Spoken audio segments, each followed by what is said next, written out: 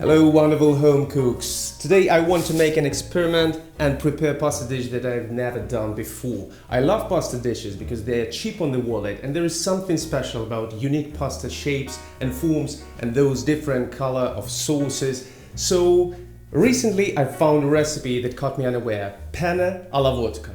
Alla what? You heard that right. This simple yet as believed delicious dish was extremely popular in Italy and the US in 80s, 90s, but is still often made in the kitchen route Italian communities all over the world. Let's try and prepare it and make a verdict. So we'll take penne rigatona, that pasta with ridges that hold on the sauce beautifully.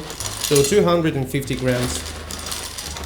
Now we also take 400 grams of tin Italian tomatoes. If you can find San Marzano tomatoes, grab them. These are like the celebrities of the tomato world. Otherwise, grab what's at the store.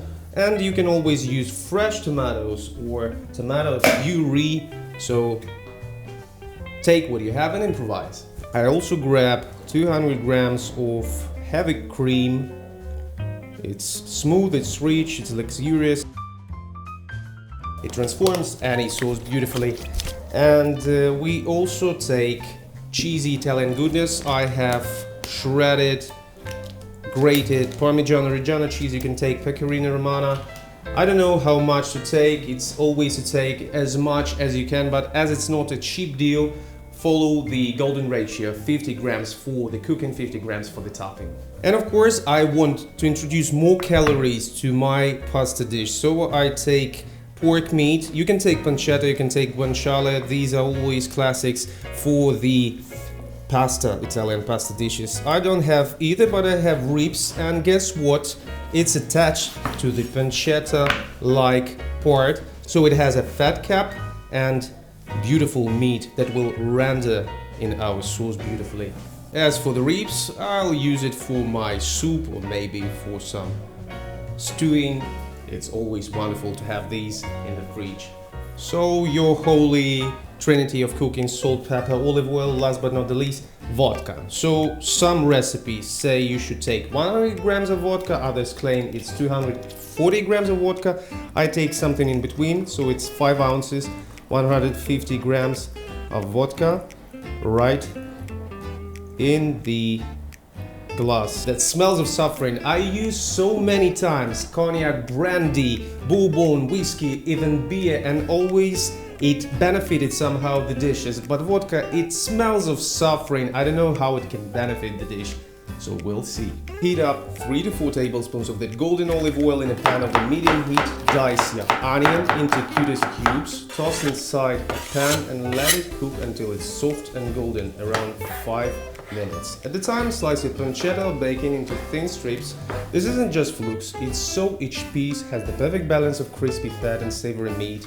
Introduce it to the pan and keep cooking until golden crispy. The fat from pancetta is going to make your sauce sing. While onions and pancetta are doing their thing in the pan, let's prepare our tomatoes. So add some salt, like teaspoon or 2. Heat it with your favorite pepper. So we can also add some fresh or dried herbs. I have oregano that's nicely combined with tomato tanniness, and start crushing it with your hands for a rustic feel. And if you are too fancy, just use tomato crusher and mash with it. See, nothing special. Easy and quickly. These San Marzano tomatoes are famous for their low acidity. They grow near volcanic soil and they got a wonderful flavor. So that's a win-win for the sauces. Now the onions have caramelized a bit and the pancetta is becoming brown. So it's time for introducing vodka, as the recipe says. So no flambeing at all. Just leave it for 2 to 3 minutes until the alcohol evaporates, making it totally safe even for the kids. Now, the smell isn't amazing. I guess it will reduce a bit and become a little bit better. Now add your crushed tomatoes to the pan. Let everything simmer together on medium to low heat for about 15 minutes. This is when all those flavors start to mingle, get to know each other, and patience is key here. Good things come to those who wait. This is good time for getting your pasta ready.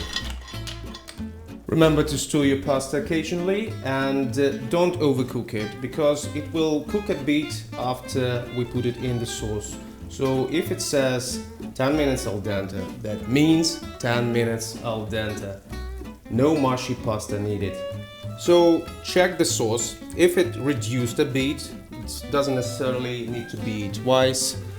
So it's time to introduce our wonderful cream. So pour it on top, continue stirring.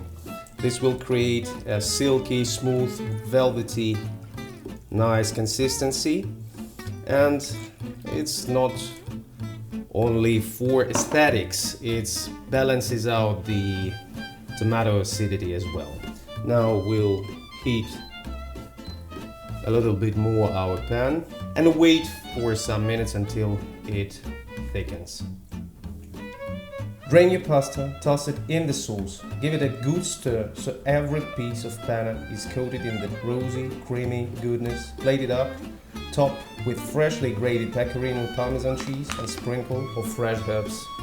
So let's try it.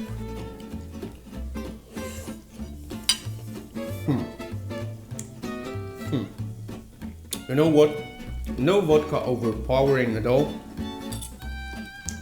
In fact, it somehow enhances the tomato, the creamy base, but all in all, you miss nothing if you don't have vodka in this recipe. This is good on its own, without any alcohol. So you can try this at home.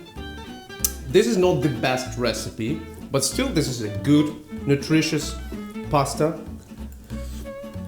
And you can always impress your friends with Penne Alla Vodka. Thanks for joining me today. Have a nice day. Keep cooking, stay awesome, and see you next time.